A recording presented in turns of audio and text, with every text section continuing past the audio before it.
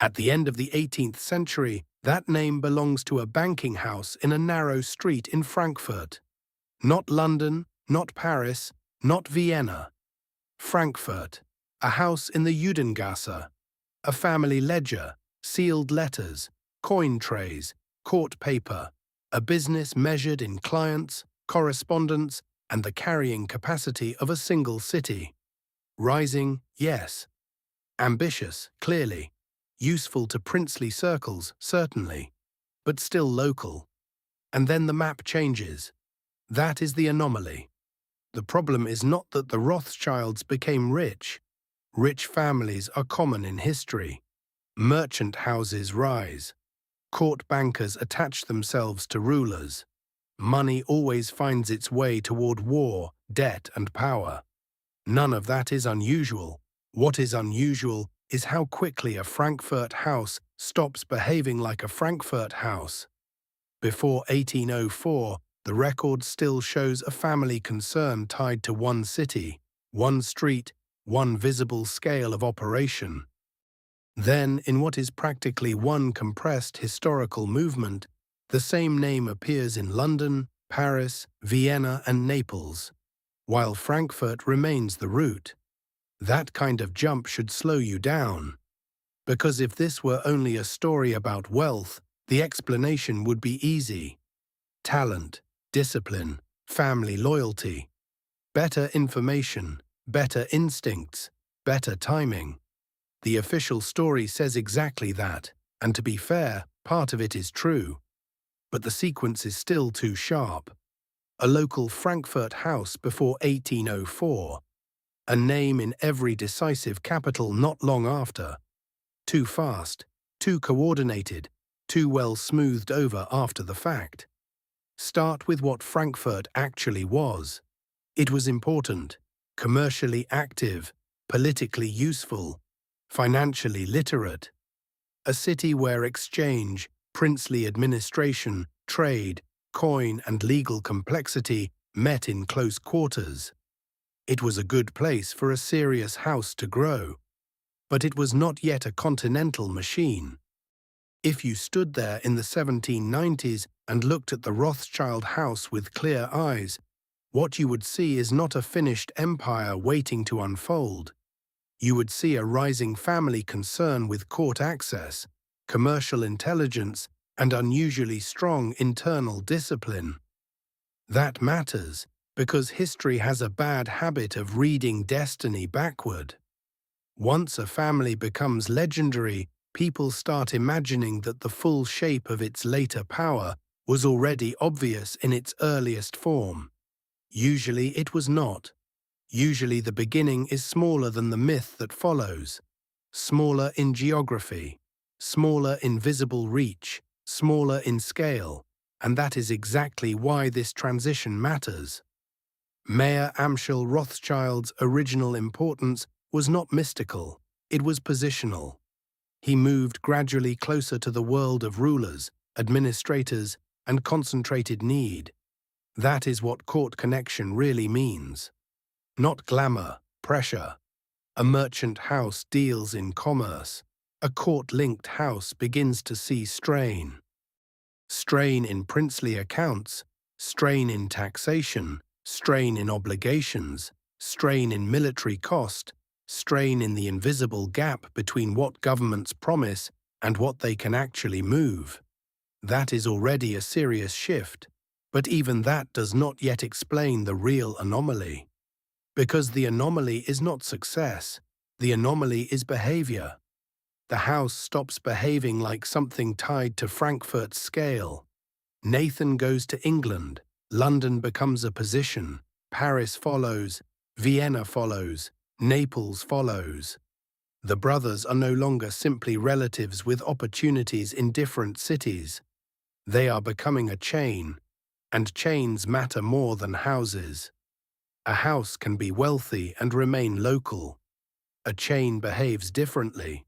A chain carries timing, instructions, confidence, rate information, local knowledge, client urgency, sovereign pressure. It lets value, intelligence, and trust move across more than one capital without being rebuilt from zero each time. That is a different category of power.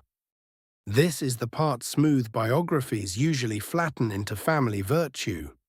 They tell you the brothers were disciplined, true, capable, true, loyal, true, better organized than rivals. Also true, but those traits only matter because of what they protected. Movement. A letter to a stranger is correspondence. A letter to a brother in another capital is capacity. That distinction changes everything. Europe at this stage is already difficult. Roads are slow, ports are uncertain, currencies differ, legal systems differ. Local paper is not trusted equally everywhere. A remittance promised in one city may be doubtful in another. Bullion solves some problems, but creates others. Transport, delay, security, cost. Every cross-border financial act is a root problem. And the Rothschild family begins to solve for root. Root for letters. Root for bills. Root for court paper. Root for specie. Root for bullion when paper is too weak. Route for intelligence about price, confidence, and sovereign need. That is why the five-house structure matters. Not because it looks impressive on a map, but because it turns geography into working advantage. London is no longer just another market. Paris is no longer just another capital. Vienna is no longer just another court. Naples is no longer just a distant outpost. Each point becomes legible in relation to the others. Each point feeds the same chain. That is where the family stops looking merely successful and starts looking infrastructural. And the timing is the deepest part of it. This is not calm Europe. This is Europe moving into fiscal strain, military escalation, unstable obligations, state borrowing, root stress, and a harsher relationship between governments and money. Courts still glitter. Ministers still speak the old language of dynastic order. But underneath that visible surface, something more modern is forming. States are beginning to need faster movement than their own machinery can reliably provide. Faster information, faster transfers, faster access to liquid value, faster conversion of promise into payment. That is where the Rothschild rise stops looking like a family success story and starts looking like an answer to a systems problem. The problem is not that they were clever. Many were clever. The problem is not that they were ambitious. Many were ambitious. The problem is not even that they had court access. Others had court access. The problem is that this particular house becomes continental just as continental coordination begins to matter more than local prestige. That is the threshold. Frankfurt before 1804. Then London, Paris, Vienna, Naples. The same family, the same discipline, the same expanding chain appearing in the very capitals that will matter most to war finance. And that is where the next stage begins. War. War is where this story stops sounding like biography and starts sounding like engineering under pressure. Before war, a family can still be described in the old language: skill, discipline, judgment, patience, trust. War asks a colder question. Can this house move value under stress? Can it move paper when paper is doubted? Can it move specie when paper is not enough? Can it sustain remittances across delay? Can it keep a payment chain alive when governments are authorizing faster than they can actually settle? That is the real test. Because the Napoleonic era did not reward bankers in some vague general sense. It rewarded networks that could translate sovereign need into financial movement across distance, friction, and time. A rich man can lend. A competent banker can negotiate. A multi-city chain that can route subsidy flows, shift bills, arrange bullion, read dispatches, and alter routes under wartime stress is something else entirely. That is what the age begins selecting for. This is why saying war created opportunity is too weak. Opportunity suggests an open field. War was not an open field. War was compression. Governments under strain, allies dependent on subsidy, armies outrunning treasuries, dispatches arriving late, markets tightening, routes becoming unreliable, and the constant problem of making money authorized in one place, usable somewhere else before military consequences arrive first. That is the world the Rothschild network enters. Britain is the clearest example. Britain could raise enormous sums. But raising money in London was not the same as making it usable on the continent. Subsidies had to move, remittances had to arrive, allied states had to be funded, suppliers had to be paid, military expenditure had to become settlement, not just paperwork. That is where finance stops being abstract and becomes root logic. Where is the money now? Where must it be next? Can paper get it there? If not, where does bullion come from? Which market can absorb the move? Which route is still open? How much delay can the transaction survive? That is wartime finance stripped to its bones. And this is where the Rothschild structure becomes more than family success. One house in one city can handle a transaction. A linked chain of houses can manage a flow. London can raise or position funds. Frankfurt can communicate into German space. Vienna can read one field of sovereign demand. Paris another, Naples another. Letters move, bills move, intelligence moves, risk moves. The family cannot eliminate wartime friction. Nothing can. But it can narrow it. And narrowing friction in war is a form of power. This is where later mythology usually becomes childish. The vulgar version says one banker knew first, moved first, won everything. That folklore survives because people sensed something real and then flattened it into legend. The real point is stronger. Nathan matters because London matters, and London matters because British capital had to be turned into continental effect. His significance is not that one clever man outsmarted Europe.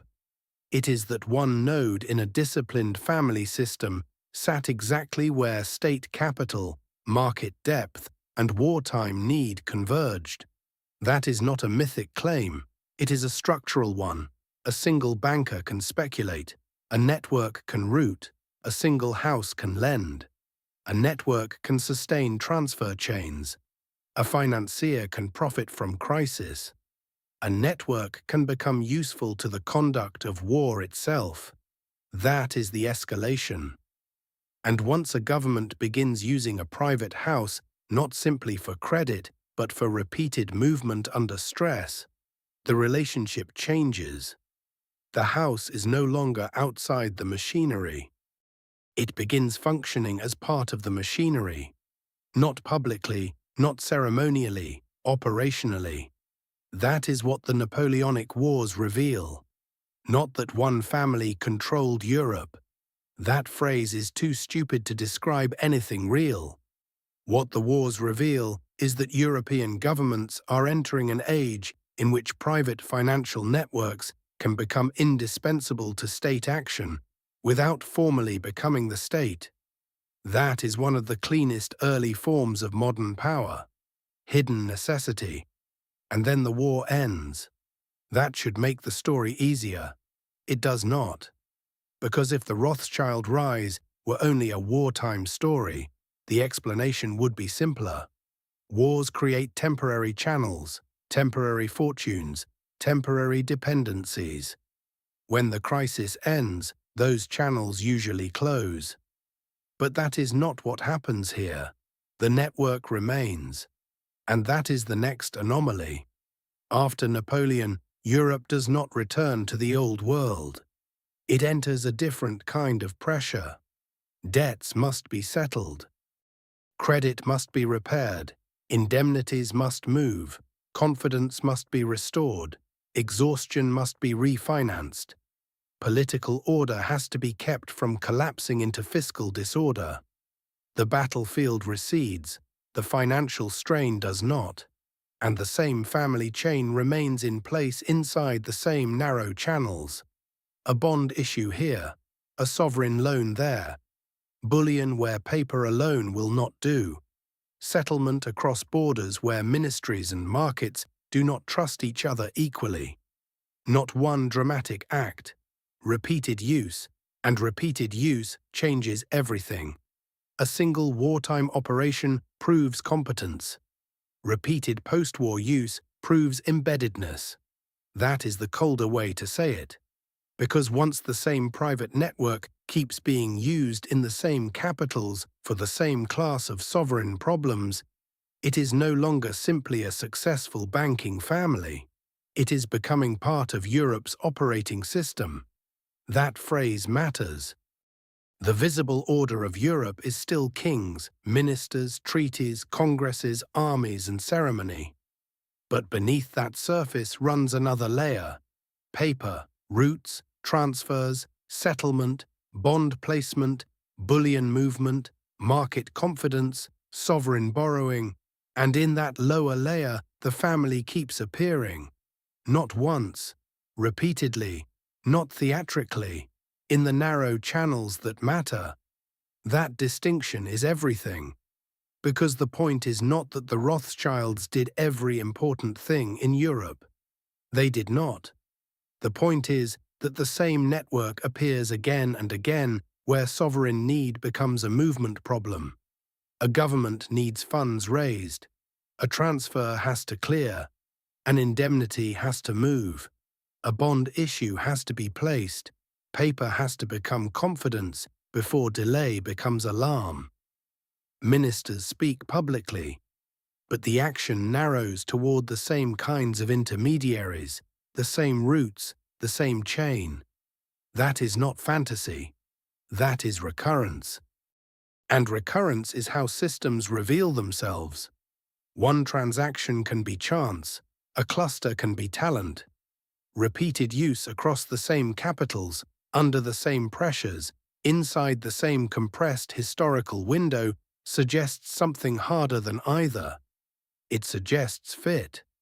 The network fit the age that was arriving. That is the real conclusion. The Rothschild story matters less as a story about wealth than as a story about function. Europe was entering an age in which visible power and working power were beginning to separate. The visible layer remained sovereign. The working layer increasingly depended on those who could move faster than ministries, think across borders more easily than bureaucracies, and convert promise into transfer with less friction than public systems could manage on their own. That is what was being born here. Not a slogan, not a cartoon, not one family took over Europe.